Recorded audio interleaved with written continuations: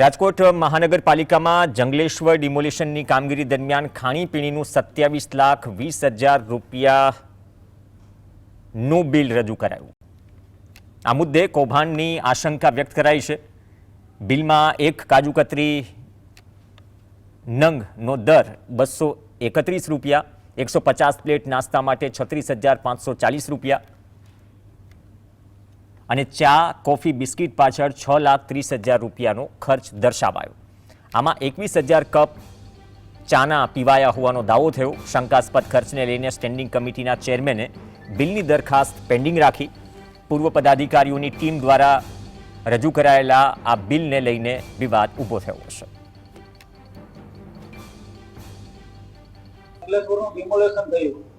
તેમાં જે ખર્ચ થયો હતો નાસ્તા અને જમવાનો તે હાલ પૂરતી પેન્ડિંગ રાખવામાં આવ્યું। અંદાજિત ખર્ચ 27 લાખનો હતો। સંપૂર્ણપણે હાલ પૂરતી તે પેન્ડિંગ રાખવામાં આવી છે। પેન્ડિંગ રાખવાનું કારણ એ કે એમને જે કાજુ કતરી અને અંજીર ખજૂર રોલ ને એનો જે ઉલ્લેખ કર્યો છે, આવી સંવેદનશીલ વાતાવરણની વચ્ચે જે તે અધિકારીઓને આવી મીઠાઈ નહીં ખાવાની શું જરૂર પડી તેમના ખુલાસા માટે એ હાલ પૂરતી પેન્ડિંગ રાખવામાં આવી છે।